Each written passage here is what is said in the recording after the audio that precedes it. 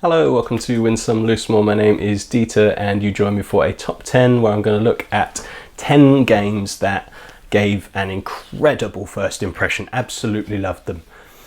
Some of these I've gone on to play multiple times. Some of these, including my number one, I've actually only played once, but that experience was so good that it has stuck with me. Again, they'll be for slightly different reasons. Either I knew nothing about them and they turned out to be great, or I was expecting good things and they were even better, or they were what I expected and I expected a good reaction and I got one, or I didn't expect much of them at all and they were pretty good and that surprised me. So let's jump straight in with number 10, which is that last category. Excuse me, this is Escape from Colditz. This is an old game, and if you talk to most modern board game players or designer board game players, there's something of a snobbery against classic games. Monopoly, Scrabble, Trivial Pursuit, those kinds of games are generally looked down on a little. Right or wrong, not my argument I'm going to make right now.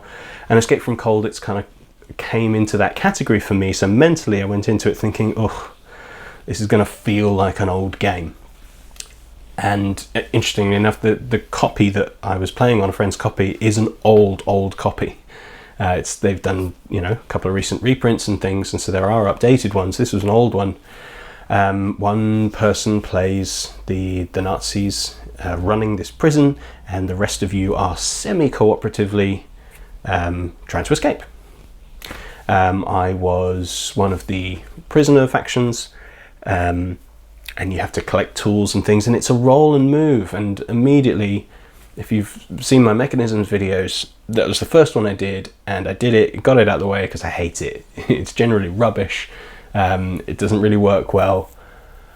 But this was slightly different because when you roll the dice and get your number, you can actually split that number between as many of your pawns as you want. So it might not be as many as you want, but multiple. So if I got a movement of 6, let's say, I don't have to, I move 6, therefore I'm in a better position than you. I can move this one 1 and this one 2 or 3 and then this one over here. So it gives you choice, which is usually my problem with roll and move, is it just tells you what to do, and that's how well you do is how well the dice rolled. This gives you options. And actually I want this person to not move very far because I don't want the guard to come and do this thing to me, so I want to stay around here, but I don't want to move, so it gives you those options. So okay, that's interesting. And then you're supposed to collect all this gear so that you can follow one of the prescribed escape routes. I think there's 3 or 4 escape routes maybe, all leading to the main gate, I think. This was a year or so ago. Only played this once. But there's this option, if you get so far, to just make a run for it and see what happens, and you roll the dice and maybe the guards catch up to you, maybe they don't, and you win. Only one of the prisoner groups can win. It's whoever escapes first, or if nobody can escape after a certain amount of time, I think, which is a strange and older mechanism. There was no clear-cut way, I don't think, I might be wrong, for the guards to win. It's just if they stop everybody else winning and you choose how long you play the game for, that's how they win. It's a weird one. But as a one versus all in a classic game, it felt interesting. It felt like it solved some of my issues with classic games. It was fun. I won, which always helps my first impressions of a game, but it felt like I deserved to. I could have not. Somebody made a break for it and only just didn't win, and I'd have been happy if they had won. It wasn't, I didn't just fluke my way through it or roll better or do anything else. The planning went well, and then there was an exciting finish. That's good. It worked well for me. Escape from Colditz, number 10. Number 9, Ticket to Ride New York. Now, this was a little bit of a surprise for me, but also not. I wanted to try this. I wanted to buy this. I was excited about this because I've played Ticket to Ride several times, as everybody has. And it's good. It's fine. It does its job. It's a great game for anyone. Anyone can play it. It's good. It's nice and simple. It can be mean, like it depends on who you're playing against. So it works on many levels. And then they announced that they were coming out with this tiny version, because normal Ticket to Ride, in my experience, isn't a great 2-player game. The board's too big, what have you. We were heavily getting into, whatever the English is, 2-player games. We're coming out with a much smaller Ticket to Ride, literally the board's about that size, Ticket to Ride game. It's going to be set in New York. It's typically countries. Now it's just in a city. Okay, cool. But it plays 2 to 4 players. Interesting. So I think normal game is 2 to 5 or 2 to 6. 2 to 4 on this tiny map. Okay, let's see how that works. And we were at UK Games Expo that year. So we tried it as a 2-player and went, that's great. That does exactly what I wanted. It gave me a great first impression. This is a 10-15 minute Ticket to Ride that we could just bash out and it was fun, and then play 2 or 3 times, and we did. And then, so that was half of the first impression, if you can do half first impression. The complete first impression was then playing it with 4 players, because we played it with 2 players and went, it wouldn't work. It's a 2-player game. They just stuck in other ones because they can. And we played a 4-player game and went, no, it works. It is the experience of Ticket to Ride, but in 10-15 minutes. They've smashed it. I've played London since. I prefer New York. Yes, London has a score track around the outside, and New York had a little score pad, and people prefer the track. I get that. I agree. But I love New York, and it stayed in our collection, and it's great. It's really good. And that first "it proved me wrong" experience was sufficient to come onto this list. Number 8, I've only played once. I'd never really played skirmish games before because they're just a whole different area of gaming that I'd never tried. But then somebody brought Wildlands, which I was interested to try anyway. And it's not programming, is it? I suppose it's action selection with your cards, and you're just either fighting each other or collecting gems. Those are the things. If you get so many points from knocking out other players or collect 5 gems or whatever it is, you win, and whoever does that first. And it looks like a miniatures game. Everybody's got however many characters, and you start off in secret places, and then you reveal your characters as you go along, and somebody else gets to place your gems. It's interesting setup. But then you're just fighting and using symbols on the cards, so it's kind of a card game with a board. It's a strange combination of things, but it's much lighter in its feel than its rule set would suggest, and that's often a bad thing if the rules are really dense. But it wasn't. These were just, they took a little bit of, oh, okay, so I can do this. Okay, what's this? Oh, okay, there's that. That was the level of it. But it's a fast, fun, silly game. And it was a lot of fun, and if I have the spare money ever, and I think I'm going to get the opportunity to, I would pick it up. Yeah, it was just fun. There's not really much I can say of this. I expected good things from it. I got good things from it. I was really pleased. Wildlands, fun. And has since inspired me to want to look at other ones. So I want to also try Unmatched, which is a skirmish game. And that's only because I enjoyed Wildlands. So it's introduced a new kind of area to me that I hadn't really looked at before, so fair play to it. Good. Number 7, Dimension. This one slipped for me, but the first impression was great, to the point, again, I think this was the same year as Ticket to Ride New York. We were at UK Games Expo, and we'd budgeted a certain amount of money, so we wanted to spend a certain amount of money. Fine, cool. It's how budgeting is supposed to work, I think. And we sat down. I think we'd been told about it before, going, oh, this was fun. And I was like, oh, that's a clever concept. Let's sit down, let's give it a go at the Cosmos table. And wow, it's a brand new way of thinking that I hadn't considered before. You've got like 30 seconds with your selection of plastic balls to build a pyramid that follow the 6 cards that came out. There's rules that come out. Orange can't touch blue, black can't be on top of anything else, this kind of thing. And you've got 30 seconds, just go, do it. Frantic, go. Real time in bursts, real time just doing this, and then you stop, and then everybody looks, see how many points you scored, and that's it. That's the whole game. And it was exciting, and it was tense, and it got my heart going, and it was a lot of fun. So we bought it immediately. That's how good the first impression was. Is we had some money left, we played it, loved it, bought it, done.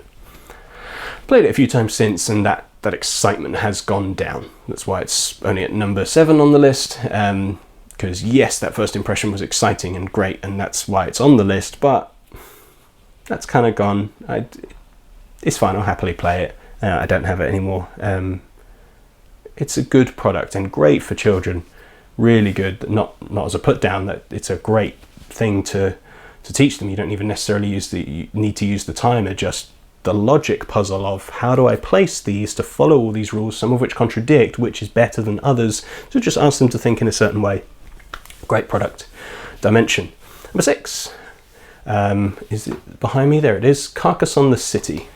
I played Carcassonne before, as many people have. Just base Carcassonne, not with any expansions, not with any of the various versions of it that exist, but I'd picked up for surprisingly cheap and out of print Carcassonne the City, which adds walls, and you can put guards on the walls and you score points for what they can see at the end of the game and that kind of thing. And it just elevated the charm of Carcassonne for me. So I kind of knew what to expect from it. I'd play Carcassonne. It's good. It's fine. I get why people like it. I get why it's as popular as it is. It's super simple. There's a lot of fun and thinking and blocking people or not, and just trying to build collectively this one area, but in a way that benefits you more than them. Great concept. To then add this wonderful tactile experience of, I don't know if you grew up with it. I don't technically remember if I grew up with it, but you got these trains on wooden tracks, Brillo, I think it's called, and it feels like that stuff, and it's just a wonderful charm to it. And watching this city get built, and as you build walls, obviously you can't place tiles outside the walls, and so you are constructing this very definite thing on the board, this city, and it looks cool. So the charm level on this was super high, and it immediately shot up for me. If I'm going to play Carcassonne, that's the way I want to play it. Again, I've not played the Castle, I think, which has similar, but again, some different tweaks on it. I've not played any of the expansions, so I might be wrong. But right now, if you want to play Carcassonne, I want to play Carcassonne the City. It's great fun, and that first experience was just I think I know what to expect. I'm going to enjoy this. Oh, wow, I loved it. That was great. So, great first impression. Men at Work, number 5. A dexterity game. So, Dimension had a little bit of that, but Men at Work, that's all it is. We tried to find it the following year at the expo, but it wasn't out yet, but it was kind of out. It was supposed to be there. Some of the stores had it, but it was gone super quick because people were loving this game. And the production is amazing. Love it. The little meeples with hard hats on, and you're building a structure. So not like Jenga where you're trying to take stuff out. It's just you start with very little, and every time you flip a card and you have to add stuff to it. I don't know why I like for it. And you've got to balance these things, and if you fall, you've caused an accident, so you lose a safety certificate, and if you lose 3, you're out, or I think the number is determined by the number of players. But it's just silly fun, and I was expecting to like it. I was, but not as much as I did. And it's again great one for kids and families, just to have this silly fun. It all falls down and everybody finds it hilarious, and maybe someone actually wins, or maybe just everybody else loses instead of the default winner. Doesn't matter. It's silly fun. You set it up, you do it again. It's a great laugh. If you can find it, get it. Men at Work, excellent game. Loved it from that first time. Brilliant first impression. Number 4, Onitama. It's in my top 5 games, has been ever since I played it. It might even be number 3 at the moment, I don't remember. But again, similar to the Colditz thing, I suppose, I had played chess and adjacent things growing up and was bad at them, essentially bad at them. I knew how to play them, and so if ever somebody was like, oh, you want to teach me, I'll beat them, maybe, the first time, because they don't know what they're doing, and then thereafter I lose. But I enjoy the process, I enjoy the thinking. I don't know anything about it. I'm not the kind of person to go study all the moves. That's not fun for me. And then along comes Onitama, which takes similar concepts in funny movements on a grid to either capture or get to the other side, which is different from chess, but capturing other people's pieces. If you capture their big piece, like their king, you win. That's it. Or you get your king onto their side, which is different. cool, okay. I played the app even, so I wasn't completely unfamiliar with this. I played the app and was like, it works, it's fine. I like this, recommended it to a couple of people, and they were like, yeah, it's cool, it's fine. Finally got the physical copy in a trade, I think. And then just the tactile experience on top of it is amazing. So this first play, you sit there, there's 16 cards that come with the game, you shuffle them up, you deal 5, 2 for you, 2 for your opponent, 1 to the side, and they tell you the moves that you can use. Interesting. So it's not anymore that I have a knight that does this funny move. I can use this move on any of my pieces. Any of them can do this weird thing with this weird shape. But which one do I do? Because as soon as I've used that one, I pass it off to my opponent and I get the one that was off to the side. So now I have to figure out how to use all 5 to complete one of these goals before they do, and it's on a neoprene mat. The pieces are super thick and chunky. It just had the tactile experience just elevated the gameplay to another level, and it was just great. And it's, I think, played about 3 or 4 times in a row. Just loved it that first play, and so continue to never play it just once. If I bring it out, play it at least 2 or 3 times. It's great. I've taught it to a good number of people. Everybody's enjoyed it. Everybody who likes chess but isn't as fussed by the perfect knowledge, not the people that are super into chess. I've not taught any of those, so I can't actually say what they think of it. Just people seem to really enjoy this game. You grasp onto it really quick, and the production just elevates that even further. It's a brilliant game. 3 quacks just here. Quacks of Quedlinburg. Again, a style I hadn't tried. This is a bag builder. So I've done this with Dice Masters, where you buy things during the game to go into a bag to pull out each round to do stuff with them. But this one has a very much push your luck thing. It was big. Everybody was talking about it. It had been out for about 6 months or a year or so by the time I got around to it, because I'm not an early adopter typically. And it was so much fun. I wasn't expecting it to be as fun as it was. It shot straight into my kind of top games, top 20 for sure. Just super fun. Any player count, doesn't matter. Got gifted the expansion, which just adds something that you go, well, of course, yeah, why not throw that in? That's great fun. Or more variety as to what each color chit can do. Super fun. And I was expecting it to be okay. I was expecting it to be fine, something different, something to add to our collection. That'd be fine.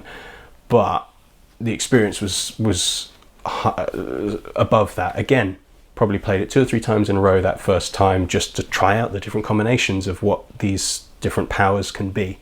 A lot of fun. People ask me why I like it. All I can say is it's fun. That I don't know what else I can say. The design is good. It's fine. It's got its own catch-up and balancing mechanisms, which are okay, they're fine, they sort of work. But it's just fun. Win or lose, it's just fun. I mean, if you drastically lose, it's probably not fun then. But I've never not had fun with it. And that's what games are for. So I don't think I need to say anything else about it when people ask me, because that's why I play games, is because they're fun.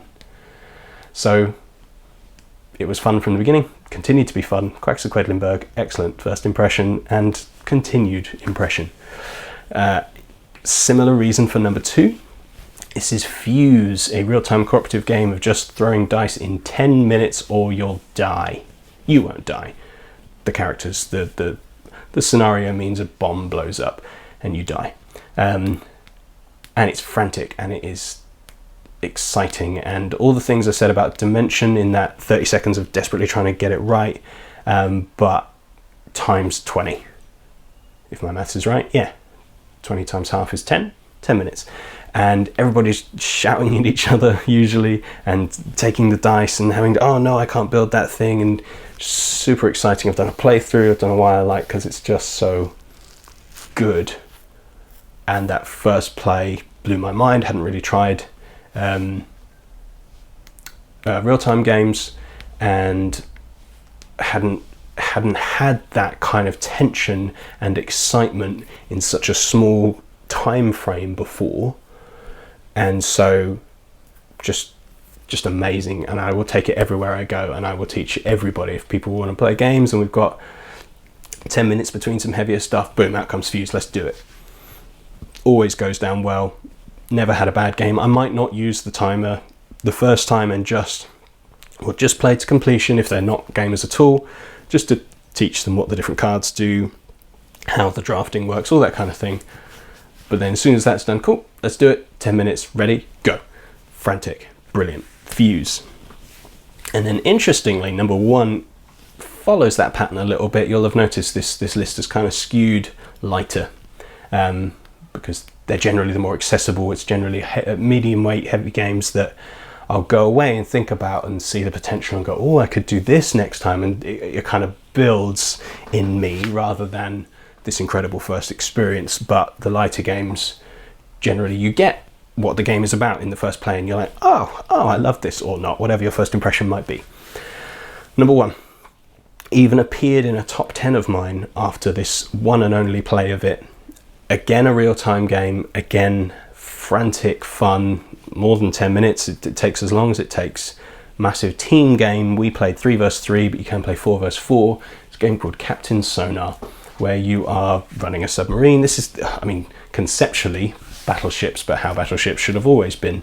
One person's the navigator, one person, or the radio engineer, sorry, listening into the other team to try and figure out where they are. And they've got this clear sheet over the map that they're trying to draw the line on, because then there's the captain who announces the direction that they're going, or they can use powers to go silent and move without knowing, or firing torpedoes or setting mines, all these things.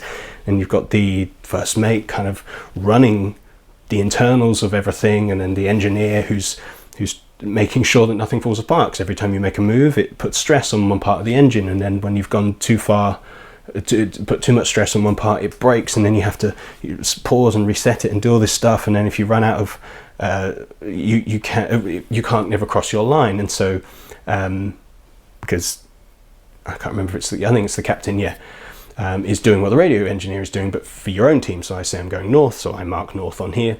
And you can't cross your own line, so you have to surface and announce where you are on the grid, and so they know where you are, and they have to try and race to you to try and shoot you before you submerge and run away again. And just this very tense back and forth, team versus team. And we got one shot off on each other, and I think it's just first to 2 hits on the other team, and just super exciting. I've told this story before, but my mum, I was the captain, my mum was the radio engineer, and she just turned to me at one point and went, I think I know where they are, which, is her whole job, but I think I know where they are. And she pointed it, and I looked at mine, and it's where we'd laid a mine earlier.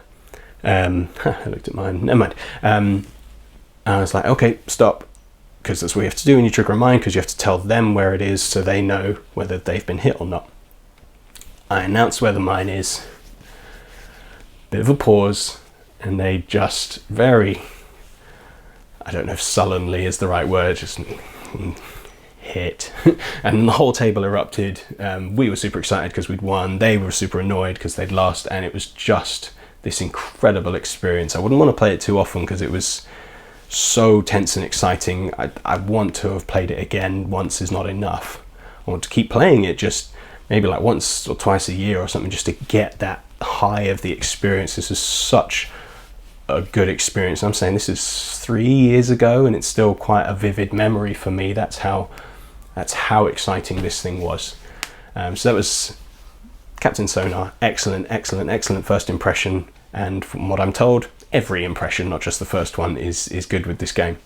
So those are my top 10. What are yours? What are experiences or games that you've had that you've just loved from the beginning, or have provided something that you either were looking for or didn't know you were looking for, and suddenly introduced this new world to you? Whatever it might be, stick them down in the comments. As always, do the normal thing: subscribe to the channel if you don't already, follow me on social media, just search Win Some Loosemore, you'll find me, and I hope to see you again.